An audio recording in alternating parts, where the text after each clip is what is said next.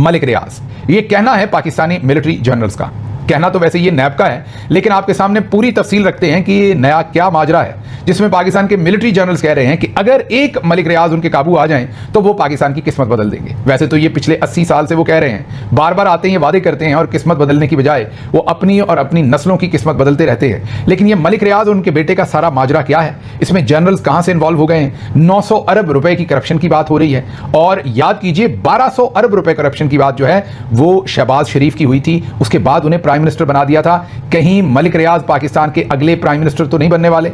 इस सब पर तफसील से बात करते हैं। पहले कल जो हुआ वो आपके सामने रख दें, फिर इसका बैकग्राउंड क्या है, इसका कॉन्टेक्स्ट क्या है, इसका प्रीटेक्स्ट क्या है, सब कुछ आपके सामने रखते हैं और आप और हम मिलकर समझने की कोशिश करेंगे कि ये मलिक रियाज निशाना है या मलिक रियाज की दौलत असल में निशाना है, और पाकिस्तान के मिलिट्री जनरल्स चाह रहे हैं कि अब मलिक रियाज का निशाना लगाया जाए और उसमें से उनकी सारी दौलत जो है उसको हासिल कर लिया जाए। तो कल जो नैब है उन्होंने एक प्रेस ब्रीफिंग की, सहाफ़ियों को इस्लामाबाद के अंदर बुलाया गया। ये नैब के रूह रवां जो उनके चेयरमैन हैं इस वक्त, और वो भी एक लेफ्टिनेंट जनरल हैं, जी हाँ, लेफ्टिनेंट जनरल रिटायर्ड नज़ीर अहमद साहब, वो नैब के चेयरमैन हैं और रूह रवां भी हैं। उनकी ख्वाहिश पर मीडिया के लोगों की ये ब्रीफिंग की गई, डीजी नैब भी मौजूद थे। उन्होंने ये बताया कि मलिक रियाज इस वक्त पाकिस्तान के दुश्मन नंबर 1 है, मतलब कि 900 अरब रुपए की उन्होंने और उनके बेटे ने करप्शन कर रखी है, और उनके ऊपर बेशुमार जो केसेस बने हुए हैं करप्शन के, उनकी तहकीकात अब नैब ने मुकम्मल कर ली है। इंटरपोल से हमने उनके वारंट गिरफ्तारी जो है वो जारी करवा दिए हैं। अब उन्हें बैरून मुल्क से गिरफ्तार करके पाकिस्तान लाना है। वो हैं कहां पर? वो इस वक्त दुबई में हैं और वहां पर अपना कारोबार कर रहे हैं। पाकिस्तान से वो क्यों गए? पाकिस्तान से इसलिए गए कि सभी को मालूम है कि जब इमरान खान की हुकूमत गिराई गई तो इस वक्त के आर्मी चीफ की ख्वाहिश ये थी कि मलिक रियाज, इस वक्त के आर्मी चीफ भी और उस पिछले आर्मी चीफ की भी, कि मलिक रियाज जो है वो वादा माफ गवाह बने, मतलब कि वो एक झूठी गवाही दे दें और उनको वादा माफ गवाह कह दिया जाए इमरान खान के खिलाफ। मलिक रियाज ने एक असूली पोजीशन ली कि मैं कारोबारी हूं, ना मैंने कभी शरीफ खानदान के खिलाफ कोई गवाही दी, ना मैंने जरदारी साहब के खिलाफ कभी कोई गवाही दी, ना मैं इमरान खान या किसी और सियासतदान के खिलाफ गवाह के तौर पर इस्तेमाल होऊंगा, क्योंकि मैं अपना कारोबार करना चाहता हूं। बस ये इनकार था कि फिर मलिक रियाज जो है उनके सर का निशाना ले लिया गया और उन पर पाकिस्तान के अंदर जमीन तंग कर दी गई। अब जो नैब के रूह रवां हैं, चेयरमैन साहब हैं, उन्होंने ये कहा कि 900 अरब रुपए की करप्शन की है उन्होंने और तहकीकात मुकम्मल हो गई हैं। अब हमने रेड वारंट जो है, इंटरपोल एक इदारा होता है, जब कोई शख्स मुल्क से बाहर हो तो उसको वापस लाना हो तो इंटरपोल जो है वो रेड वारंट जारी करता है। फिर इंटरपोल के सामने सबसे पहले तो तमाम वो सबूत रखे जाते हैं कि इसके ऊपर मजीद कार्रवाई की जा सकती है कि नहीं। फिर वो जब रेड वारंट निकाल देते हैं तो जिस मुल्क के अंदर वो शहरी होता है, शख्स होता है, फिर उसकी सवाबदीद होती है कि वो इंटरपोल के उन वारंट्स को जो है वो रिस्पेक्ट करता है, नहीं करता, उस पर अमल करना चाहता है, नहीं करना चाहता। इससे पहले याद कीजिए मूनस अलाई और दूसरे बहुत सारे दोस्तों के रेड वारंट जो हैं वो निकाले जा चुके और उनको वापस लाने की कोशिश की जा चुकी, लेकिन वो जिस जिस मुल्क में थे उन मुल्कों ने उस तरीके से तमाम कागजात को देखने के बाद ये कहा कि ये केसेस फेक हैं, ये पॉलिटिकल विक्टिमाइजेशन है, ये पॉलिटिकली मोटिवेटेड या पॉलिटिकली मनूवर्ड केसेस हैं, हम इन रेड वारंट्स को एग्जीक्यूट नहीं कर सकते। अब मलिक रियाज साहब क्योंकि इस वक्त दुबई में है, हाल ही में दुबई जो है, दुबई मतलब यूएई, उन्होंने हाल ही में पाकिस्तान से $3.5 अरब वापस लिए हैं। और आपको ये भी याद होगा कि सऊदी अरब और यूएई के जो आपस में इख्तलाफात और उसके बाद यूएई का बहुत इंडिया के करीब हो जाना, इसराइल के करीब हो जाना और उसके साथ साथ पाकिस्तान का सऊदी अरब के करीब हो जाना और पाकिस्तान और यूएई का आपस में जो एक पहले ये कह लीजिए कि बहुत ही ज़्यादा करीबी ताल्लुक समझा जाता था, उस करीबी ताल्लुक में थोड़ी दूरी आ जाना, ये अब तमाम चीज़ें मुझे तो ये समझाती हैं कि मलिक रियाज साहब को कभी भी यूएई डिपोर्ट नहीं करेगा।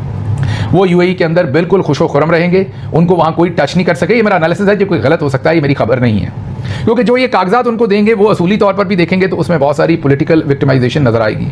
और अगर असूल को हटकर भी जो इस वक्त की ग्राउंड रियलिटी है उसको भी देखें तो मलिक रियाज को यूएई कभी भी इनके हवाले नहीं करेंगे। एक तो उनके और इनके जो मरासम के अंदर इस वक्त दरार आ गई है, उसके अलावा बहुत सारी कारोबारी शख्सियात जो है वो दुबई के अंदर कारोबार करती हैं, इन्वेस्टमेंट करती हैं। अगर दुबई या यूके इस तरीके से लोगों को पकड़ पकड़ के डिपोर्ट करे तो फिर कौन वहां पर अपनी इन्वेस्टमेंट लेकर जाएगा?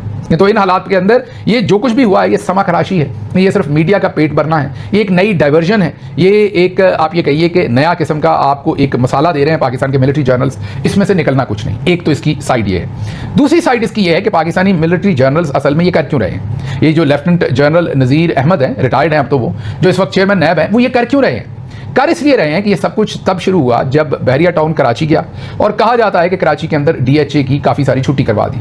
उसके अलावा भी जनरल्स ने अपना हिस्सा बकदरे जुस्सा उनसे मांगा जो शायद उन्होंने नहीं दिया। ज़ाहिर है हम तो तजिया ही कर सकते हैं, हमारे पास इनसाइड इन्फॉर्मेशन तो नहीं है, लेकिन अब जिस शद्दोमद से उनके पीछे पड़े हैं उससे तो ये लगता है कि अब पर्पज़ ये है कि उनको किसी न किसी तरह से ब्लैकमेल किया जाए, हरास किया जाए या उन्हें दबाव में लाके उनसे औने पौने उनके बहरिया टाउन की बहुत सारी प्रॉपर्टीज ली जाएं।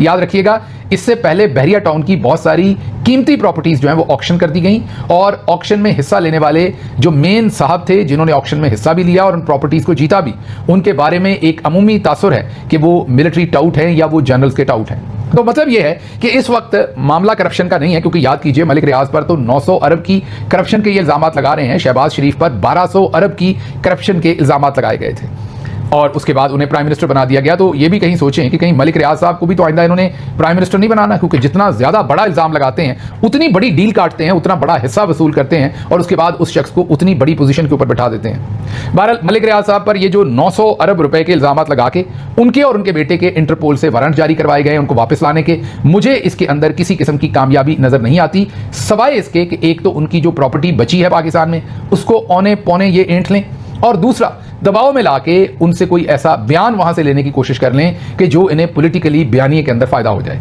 और तीसरा ये कि आपके आवाम के मनोरंजन के लिए एक नया किस्म का बयानिया दे रहे हैं, एक नई वारदात डाल रहे हैं। हालांकि मलिक रियाज जो है उन्होंने सबसे ज्यादा एम्प्लॉयमेंट, जी हाँ सबसे ज्यादा एम्प्लॉयमेंट उन्होंने पाकिस्तानी मिलिट्री जर्नल्स को दी है। मेरा ख्याल है कि बीसियों नहीं सैकड़ों पाकिस्तान के मिलिट्री जर्नल्स जो हैं उन्होंने अपने हाथ रंगे हैं बहरिया टाउन के अंदर, मतलब कि उन्होंने अपनी अपनी बाल्टी भरी है इस रियल एस्टेट के काम के अंदर। मलिक रियाज साहब ने सैकड़ों पाकिस्तानी जो मिलिट्री जर्नल्स हैं उनको नवाजा भी है और उन्होंने उनके साथ काम भी किया है। चले मलिक रियाज तो यहां पर नहीं है, आपके काबू नहीं आएंगे, वो तो दुबई में है और मैंने जैसे पहले कहा किसी सूरत भी मेरे तज्जिए के मुताबिक दुबई उनको इनके हवाले नहीं करेगा। चले वो जो मिलिट्री जर्नल्स हैं वो तो सारे यही हैं। अगर मलिक रियाज पर आप करप्शन का इल्जाम लगाते हैं तो करप्शन हवा में तो नहीं हो जाती। अगर आज मरियम नवाज पर आप करप्शन का इल्जाम लगाएं तो वो खुद तो हवा में तो नहीं कर रही ना, उनके साथ नीचे पूरा कोई ना कोई सिस्टम होगा ना, उनके एम्प्लॉइज होंगे, उनके गवर्नमेंट के जो एम्प्लॉइज हैं वो होंगे, उनके अहले खाना होंगे, सब मिलकर, मैं सफदर भाई की बात नहीं कर रहा, उन बेचारों ने क्या करप्शन करनी, वो तो मानसेरा में तड़े हुए हैं जाके। लेकिन बहरहाल आप ये देखिए कि ये सब कुछ जो भी है तो वो जर्नल्स ही साथ होते थे ना मलिक रियाज के, तो वो तो पाकिस्तान में है। अल्लाह का नाम लीजिए, उनको पकड़िए, उनको उल्टा लटकाइए, उनमें से देखिए आपको कितना पैसा मिलता है। बहुत सारे जर्नल्स जो हैं उन्होंने बहरिया टाउन से प्लॉट लेकर वहां बड़े बड़े घर बना रखे हैं, तो शुरू कीजिए वहां से, उनसे पूछिए कि उनके पास ये घर कहां से आए, इतना पैसा कहां से आया। आप कभी नहीं करेंगे, क्योंकि आपका मसला ये है कि करप्शन आपका मसला नहीं है। आपका असल में मसला ये है कि करप्शन आपका मसला नहीं है। तो फिर आपका मसला क्या है? आपका मसला हद दर्जा लेवल की अतात है।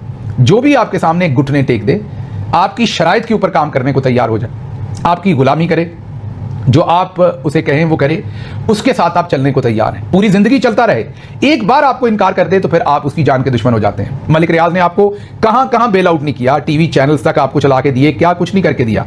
आपके कितने सारे बेरोजगार जर्नल्स को भारी मुराद के ऊपर नौकरियां नहीं दी, क्या क्या आपके अल्ले तल्ले पूरे नहीं किए। एक बार आपको इनकार किया तो आप उनकी जान के दुश्मन बन गए। बहरहाल आने वाले दिनों में ये बहुत ही इंटरेस्टिंग होगी, ये सारी सूरत हाल आपके सामने जो भी डेवलपमेंट होगी वो रखते रहेंगे। हमारा तज्जिया यहां से यही ले लीजिए कि इसमें से कुछ नहीं निकलना, ना मलिक रियाज ना उनके बेटे अली रियाज मलिक, उनको ये वापस नहीं ला सकते, क्योंकि ये सारे के सारे मुकदमात जो हैं ये सिर्फ उनसे पैसा निकलवाने की कोशिश है, जो उनकी दौलत है वो लूटने की कोशिश है। असल में करप्शन नैब के अंदर हो रही है मेरे ख्याल में मलिक रियाज के खिलाफ। अगर मलिक रियाज ने कोई करप्शन की थी तो पूरी जिंदगी वो पाकिस्तान में रहे, पहले आपने ये सारे मुकदमात क्यों नहीं बनाए। और मैं दोबारा रिपीट कर रहा हूं, अगर वाकई उन्होंने की तो उनके साथ तो इतने जर्नल्स थे, आप वहां से शुरू कीजिए ना।